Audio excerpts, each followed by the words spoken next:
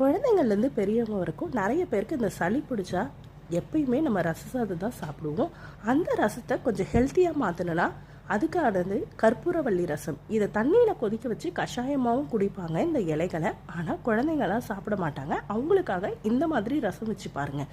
கொஞ்சமாக ஒரு புளி தண்ணியை சேர்த்து ஒரு 2 டம்ளர் தண்ணி விட்டு ஒரு தக்காளி சேர்த்து நல்லா கரைச்சி விட்டுக்கோங்க. 4-5 பல் பூண்டு, ஒரு மிக்சி ஜாரில் 7-8 இலையை நல்லா அலசி சேர்த்துக்கோங்க. ஒரு தக்காளி, 1 ஸ்பூன் மிளகு, 1/2 ஸ்பூன் ஜீரகம் போட்டு அரைச்சி வச்சுக்கோங்க.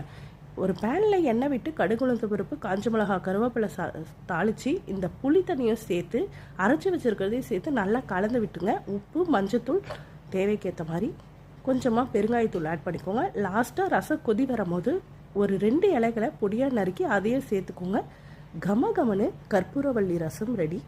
கண்டிப்பாக குழந்தைங்களுக்கு சளி பிடிச்சா இந்த மாதிரி ட்ரை பண்ணி பாருங்கள்.